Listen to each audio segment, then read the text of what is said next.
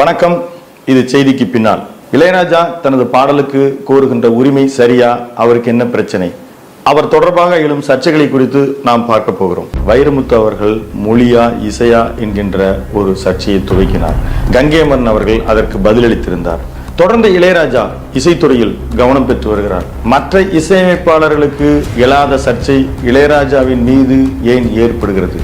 நீதிமன்றத்தில் நீங்கள் எல்லோருக்கும் மேலானவரா என்று அவருடைய வழக்கறிஞர் சதீஷ் பராசரன் அவர்களிடம் கேட்கும் பொழுது அதற்கு பதிலளிக்கும் பொழுது நான் எல்லோருக்கும் மேலானவன் தான் என்ற பதிலை அவர் சொல்லியிருக்கிறார். ஏன் தொடர்ந்து இந்த சர்ச்சைகள் ஏற்படுகின்றன? நீதிமன்றத்தில் ஏன் அவர் வழக்கு தொடர்ந்தார்? இந்த வழக்கு புதிதல்ல. இது 10 வருடங்களுக்கு முன்னால் தொடரப்பட்ட வழக்கு. இளையராஜா அவர்கள் சுமார் 1000 படங்களுக்கு மேல் இசையமைத்திருக்கிறார். மணிரத்னத்தின் அஞ்சலி அவருடைய 500வது படம்.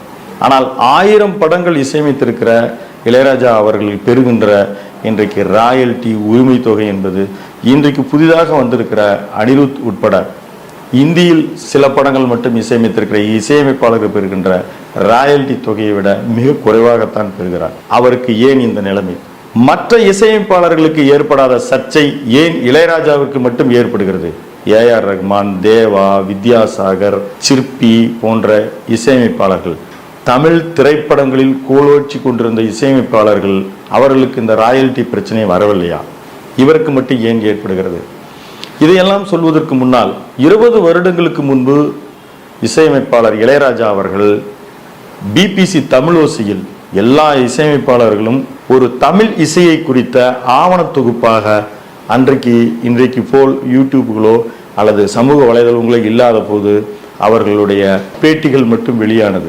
அப்போ ஒரு தருணத்தில் அவர் பதில் சொல்கிறார், நாம் எல்லோரையும் விட மிக தாழ்மையாக மிகுந்த பணிவோடு நடந்து கொள்ள வேண்டும் என்று அவர் அங்கு பதிலளித்திருக்கிறார். இன்றைக்கு நீதிமன்றத்திற்கு சொல்லியிருக்கிற பதிலையும் அதிலையும் ஒப்பிட்டு பாருங்கள். அப்போ அந்த தொகுப்பாளர் கேட்கிறார், நீங்க இவ்வளவு பெரிய இசை ஜீனியஸ், நீங்க இப்படி சொல்லலாமா அப்படின்னும்போது அவர் விவேக சூடாமணியிலிருந்து ஆதிசங்கர் சொல்லியிருக்கார், நாயை விட நான் கீழானவன் என்று ஆதிசங்கரர் சொல்கிறார். எவ்வளவு பெரிய பக்தி, சிவனுடைய அவதாரமான ஆதிசங்கரரே அப்படி சொல்லும்போது நானெல்லாம் எம்மாத்திரம் என்று அவர் பதிலளித்திருக்கிறார். அப்படியெல்லாம் பதிலளித்து கொண்டிருந்த இளையராஜா இந்த பதில் மூலமாக தான் சர்ச்சைக்கு உள்ளாவோம் என்று தெரிந்தும் அவர் ஏன் இப்படி சொல்லியிருக்கிறார்? அதற்கு காரணங்கள் இருக்கின்றன. இந்த இசை உரிமை என்பது ஒரு ப்ராப்பர்ட்டி ரைட்ஸ் அல்ல, அது இன்டலெக்சுவல் ப்ராப்பர்ட்டி, அறிவுசார் சொத்துரிமை என்கின்ற அடிப்படையின் கீழ் வரும். இதற்கு இந்த பேட்டன் ரைட்ஸ், ஒரு லோகோ, ஓவியம், இதற்கு மற்றும் சில தயாரிப்பு நிறுவனத்தினுடைய ரகசிய கூட்டமைப்புகளை வெளிப்படுத்த வேண்டியதில்லை. இந்த பேட்டன் ரைட்ஸ், இப்போ கொக்கோ கோலா மாதிரியான சில பொருட்களுக்கான அவர்கள் தயாரிப்பு ரகசியங்களை வேறொருவர் பயன்படுத்த முடியாது.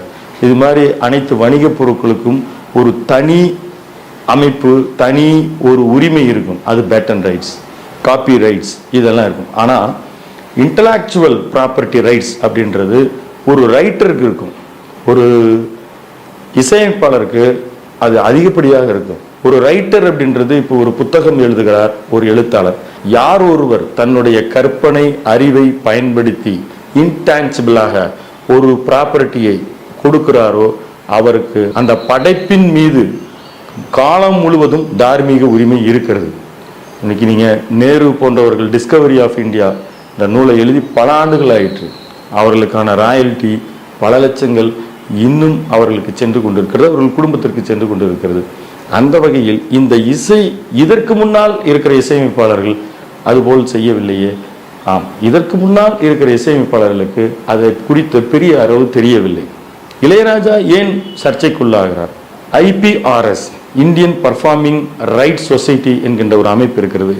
இசை கலைஞர்களுக்கு அவர்களுக்கு எங்கெல்லாம் அந்த ரைட்ஸ் இருக்கிறதோ, அவர்கள் உறுப்பினர் அவர்களுக்கு எங்கெல்லாம் அவர்கள் பணம் பெற முடியுமோ என்கின்றதை வசூலித்து தருகின்ற ஒரு நிறுவனம். ஒரு இசையமைப்பாளர் ஒரு படத்துக்கு நீங்க இசையமைச்சிட்டீங்கன்னா அந்த படத்துக்கு மட்டும்தான் அந்த இசையை பயன்படுத்த முடியும். அதாவது ஒரு நேயர்கள், ரசிகர்கள் அவர்கள் அந்த ஒளி தட்டுக்களில் எத்தனை முறை வேணாலும் இசைத்து கேட்கலாம். அந்த படத்தில் அந்த ஒளி குறிப்பு எத்தனை முறை வேண்டுமானாலும் வரலாம், அது பற்றி ஒன்றுமில்லை. ஆனால் அந்த பாடல் வேறு எங்கேனும் ஒரு வணிக ரீதியாக அந்த பாடலை பயன்படுத்தி ஒருவர் சம்பாதிக்கிறார், ஒரு பணம் பொருள் ஈட்டுகிறார் என்றால் அதற்கான பங்களிப்பை அவர்கள் நிச்சயமாக அந்த இசையமைப்பாளருக்கு கொடுக்கப்பட வேண்டும்.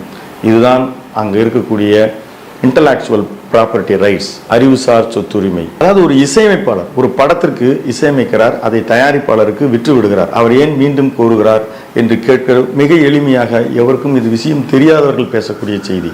இசையமைப்பாளருக்கு விற்று விடுவது மூலம் இசையமைப்பாளரும் ஒரு தயாரிப்பாளரும் ஒரு ஒப்பந்தம் போட்டுக்கொண்டார். அந்த ஒப்பந்தத்தின் வாயிலாக ஒரு குறிப்பிட்ட ஆண்டுகள் வரையும் தான் அதற்கு உரிமை இருக்கிறது. அது அந்த படத்திற்கு மட்டும்தான் அவர் பயன்படுத்த வேண்டும். அவர் வேறு மொழிகளிலோ அல்லது அந்த பாடல் குறித்த ஒரு கான்செப்ட் வெளிநாடுகளில் நடக்கிறது, அதற்கு டிக்கெட் போட்டு பணம் வசூலிக்கிறார்கள் என்றால் அது குறித்து முதல் உரிமை, முதல் பங்கு இசையமைப்பாளருக்குத்தான் இருக்கிறது. அவருக்கான ஒரு நன்றி கூட நாங்கள் சொல்ல மாட்டோம், அல்லது அவர் நன்றியை சொல்லிவிட்டு நாங்கள் அவருக்கு எதுவும் தரமாட்டோம் அப்படின்னு சொல்றது சட்டப்படி குற்றம். இதுதான் எஸ்பி பாலசுப்ரமணியம் அவர்கள் சம்பவத்தில் நடந்தது. அவர் வெளிநாடுகளில் சென்று இளையராஜா பாடல்களை பாடி டிக்கெட் போட்டு பணம் ஈட்டுகிறார். பொருள் ஈட்டுகிற வகையில் எனக்கு பங்கு கொடு. சமீபத்தில் கூலி ரஜினிகாந்த் அவர்களுடைய புதிய டீசர் வெளியீட்டில் டிஸ்கோ என்கின்றது, வாவா பக்கம் வா என்கின்ற பாடலினுடைய அந்த ஒளி குறிப்பை பயன்படுத்தியிருப்பது என்பது அது வேறொரு படத்திற்கு ரஜினிகாந்த் அவர்கள் நடிச்சிருந்தாலும் இளையராஜா அவர்கள் ரஜினிகாந்தினுடைய மற்றொரு படத்திற்கு போட்டு கொடுத்தது. அதை இந்த திரைப்படத்திற்கு பயன்படுத்தும் பொழுது நிச்சயமாக அதற்கான பங்களிப்பு தொகையை கொடுக்கப்படதான் வேண்டும். இது இன்டலெக்சுவல் ப்ராப்பர்ட்டி ரைட்ஸ். இந்த இன்டலெக்சுவல் ப்ராப்பர்ட்டி ரைட்ஸ் பல இசையமைப்பாளர்கள் முறையாக அறிந்து தெரிந்து வைத்திருக்கிறார்களா என்பதற்கு IPRS என்கின்ற ஒரு அமைப்பு அவர்கள் எல்லாம் உறுப்பினராக்கி அவர்களுக்கு எங்கெங்கெல்லாம் மிகச்சரியாக பணத்தை ஈட்டி தர முடியுமோ அதை ஒரு ஈட்டி தரும் நிறுவனமாக அது செயல்பட்டது. அதில் இளையராஜா அவர்கள் அதனுடைய உறுப்பினராக இருந்தால், இளையராஜா மட்டுமல்ல இந்திய திரைப்படங்களின் மிக முக்கிய இசையமைப்பாளர்கள் அனைவருமே இருந்தார்கள். அவர்களுக்கு பங்கு தொகை வந்து கொண்டுதான் இருந்தது. ஆனால் கடந்த காலங்களில் எக்கோ, அபி போன்ற ஒரு இசைத்தட்டு நிறுவனங்கள் இசையமைப்பாளர்களுக்கும் தயாரிப்பாளர்களுக்கும் இடையில் இருக்கக்கூடிய இசைத்தட்டு நிறுவனங்களுக்கு அதன் உரிமையை பல தயாரிப்பாளர்கள் விற்று விடுகிறார்கள். அந்த இசைத்தட்டு நிறுவனம் இசையமைப்பாளர்களுக்கும் தயாரிப்பாளர் இருவருக்குமே தராததினால் அது வழக்காக மாறுகிறது. 10 ஆண்டுகளுக்கு முன்பு இதை நீதிமன்றத்திற்கு திரு இளையராஜா அவர்கள் சென்று தனது வெற்றியை பெறுகிறார். அந்த வெற்றி பெற்றதனால் இசைத்தட்டு நிறுவனங்கள் மீண்டும் மேல்முறையீட்டிற்கு இந்த வழக்கை கொண்டு செல்கின்றன. மேல்முறையீட்டுக்கு கொண்டு சென்ற வழக்கு தற்பொழுது விசாரணைக்கு வரும் பொழுதுதான் அங்கு ஏன் இளையராஜா இப்படி நடந்து கொள்கிறார் என்கின்ற ஒரு குறிப்பிட்ட தருணத்தில் கேட்கும் பொழுது எல்லோருக்கும் மேலானவரா என்கின்ற கேள்வி அவர் பதிலளித்திருக்கிறார். திரு இளையராஜா அவர்கள் IPRS நிறுவனத்தின் செயல்பாடுகள் அவருக்கு மிகச்சரியாக அவருடைய பங்கு தொகைகள் எல்லாம் வராமல் சென்றதனால், குறிப்பாக இன்றைக்கு இசையமைத்திருக்கின்ற 10-20 படங்கள் இசையமைத்திருக்கின்ற இசையமைப்பாளருக்கு வரக்கூடிய பணத்தை கூட இளையராஜாவிற்கு வராததால் அவர் அந்த IPRS நிறுவனத்திலிருந்து வெளியேறி இளையராஜா பவுண்டேஷன் என்கின்ற தனியாக ஒரு அமைப்பை அவர் நிறுவி நடத்தி வருகிறார். அந்த அமைப்பு இளையராஜாவினுடைய பாடல்கள் எங்கெல்லாம் வணிக ரீதியாக பயன்படுத்தப்படுகிறதோ, எங்கெல்லாம் டிக்கெட் போட்டு அது விற்பனை செய்யப்படுகிறதோ அந்த இடத்திலிருந்து சரியான ஒரு தொகையை, ஒரு பங்கு தொகையை இளையராஜாவிற்கு தர வேண்டும் என்று அவர்கள் முறையிடுகிறார்கள், கேட்கிறார்கள், பெற்றுத்தருகிறார்கள். இதற்கு முன்னால் வானொலி தொலைக்காட்சிகளில் அந்த பாடல்கள் ஒலிக்கும் பொழுது அந்த பாடல் எத்தனை முறை ஒலிக்கிறதோ அந்த பங்கு தயாரிப்பாளருக்கும் இசையமைப்பாளருக்கும் முறையாக சென்று கொண்டிருந்தது. இந்த இசைத்தட்டு நிறுவனங்கள் குறுக்கே வரும் பொழுதுதான் அதற்கு எவருக்கு என்ன பங்கு என்று குறித்து சந்தேகங்கள் எழுகின்றன. இசையமைப்பாளர் இளையராஜாவினுடைய மேதமைகளை குறித்து நாம் விவரித்து சொல்ல தேவையில்லை. பல்வேறு ஒலி குறிப்புகள் அவர் சிம்போனி இசையமைக்கும் பொழுது அது வெளிநாட்டுக்கான இசை அமைப்பு முறையாக என்றாலும் ஒரே நேரத்தில் எத்தனாயிரம் இசையமைப்பாளர்கள் இசையமைத்தாலும் ஒரு சின்ன ஒரு மாறுபாடு இருந்தாலும் அதை கண்டறியக்கூடியவர். பட்டத்து யானை என்கின்ற ஒரு படத்தில் மயில்சாமி கூட சொல்லியிருப்பார். ஒரு சின்ன திருட்டு நிகழ்ந்து ஒரு பேருந்தில் பயணிக்கிற பொழுது அந்த பணத்தை எப்படி களவாடினார் என்று கேட்கிற போது அவர் சொல்லி இந்த திருட்டில் ராஜா சாருக்கும் பங்கு இருக்கு என்று ரொம்ப சாதாரணமாக சொல்லுவார். அது எப்படி அப்படின்னும் போது அவர் நீங்கள்லாம் மெய் மறக்கிற மாதிரியான ஒரு பாடல்களை அவர் ஒலிக்க விட்டதுனால தான் நீங்கள் மெய்யை மட்டும் இல்லை உங்கள் பையையும் மறந்துட்டீங்க அப்படின்னு ரொம்ப விளையாட்டாக சொல்வார். அந்த மாதிரி நம்மளுடைய பல்வேறு காலகட்டத்தினுடைய தருணங்களை மயக்கும் இசைகளை கொடுத்த இளையராஜா தன்னுடைய தார்மீக உரிமைகளை தனக்கு எங்கெல்லாம் அதற்கான உரிமைகள் இருக்கிறதோ அதை கேட்டு பெறுகிறார். இன்னும் சில பேர் கேள்வி கேட்பார்கள், இளையராஜா அவர்கள் என்ன சொந்தமாக சில இசை ராகங்களை வெளியிடுகிறாரா? ஏற்கனவே இருக்கின்ற ராகங்களை அவர் திருப்பி இசையமைக்கிறார். இது எல்லா இசையமைப்பாளர்களுக்கும் பொருந்தும். ஒரு பாடல் உருவாகிற பொழுது அங்கு இருக்கிற இசை கலைஞர்களுக்கு பங்கு இருக்கிறது, பாடல் வரிகளுக்கு பங்கு இருக்கிறது. நாம் அந்த மொழியா இசையா என்கின்ற சர்ச்சையை ஒரு சார்பு நிலையோடு பார்க்க வேண்டியதில்லை. இது அவர்களுக்குள்ள ஈகோ ஃபைட், நாம் அங்கே போக வேண்டியதில்லை. இளையராஜாவிற்கு அவர் பாடல் கோருவது சட்டப்படி அவருக்கு மிகச்சரியாக உரிமை இருக்கிறது. திரு இளையராஜா அவர்கள் எல்வி பிரசாத்தில் அவருக்குன்னு ஒரு இசைக்கூடம் காலம் சென்ற எல்வி பிரசாத் அவர்கள் நிறுவி கொடுக்கிறார். வாய்மொழி ஒப்பந்தமாக நீங்கள் எவ்வளவு நாள் வேணாலும் பயன்படுத்திக்கங்கன்னு.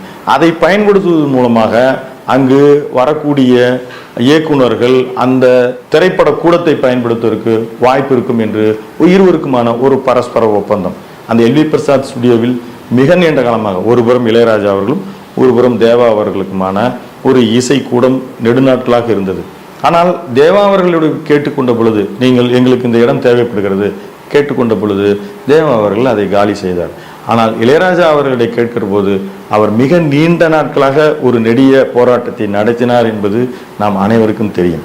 இந்த விஷயத்தில் அவர் ஏன் அப்படி நடந்து கொண்டார்?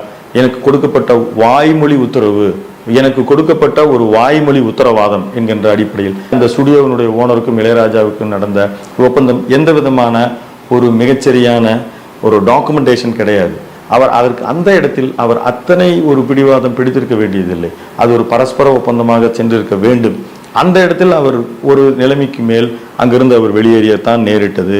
அங்கு சட்டம் என்பது மிகச்சரியாக அவர் புரிந்து கொண்டதனால் அதிலிருந்து அவர் வெளியேறி கொண்டார். இளையராஜாவை குறித்து மிக கடுமையாக விமர்சிப்பவர்கள் இந்த இடத்தில் அவருக்கான மிகச்சரியான அந்த அறிவுசார் சொத்துரிமையில் அவருக்கு இருக்கிற மிகச்சரியான சட்ட ரீதியான அவர் நியாயத்தை குறித்து பார்க்க வேண்டும். சில ஆண்டுகளுக்கு முன்பு தயாரிப்பாளர் திரு தான் அவர்கள் குறிப்பிட்டார், தயாரிப்பாளருக்கும் மிக சரியாக ஒரு 50% தொகை சென்று சேர வேண்டும் என்று. மிகப்பெரிய ஒரு சிவில் வழக்கை நீங்கள் இட வேண்டும் என்றால், நீங்கள் நீதிமன்றத்தை நாட வேண்டும் என்றால் அதற்கு மிகப்பெரிய அளவில் ஸ்டாம்ப் டியூட்டி கட்ட வேண்டும். அதற்கு 50 கோடி ரூபாய் அளவில் தயாரிப்பாளருக்கும் இளையராஜா அவர்களே கட்டி இந்த வழக்கை நடத்தி வருகிறார். நுனிப்புள் மேயது ஆய்ந்தறிந்து படிக்கிறது கிடையாது. இளையராஜா சார் கச்சேரி நடத்தினா அந்த இசை நிகழ்ச்சி மூலமாக 5 கோடி வரலாம், 6 கோடி வரலாம், 3 கோடி வரலாம். இதுதான் நியம். ஆனால் தொன்று தொட்டு வரக்கூடிய கிட்டத்தட்ட ஒரு 70 ஆண்டு கால திரையுலக வரலாற்றிலே HMV மூலமாக MS விஸ்வநாதன் சாரும் KV மகன் சாரும் இளையராஜா சாரும் ஆயிரக்கணக்கான லட்சக்கணக்கான பாடல்களை பதிவு செய்து அவர்கள் விற்பனை செய்து கொண்ட HMV-யுடன் நாங்கள் கோர்ட்ல கேஸ் போட்டிருக்கோம். அதே மாதிரி எக்கோ சுப்பிரமணியத்து மேல கேஸ் போட்டிருக்கோம்.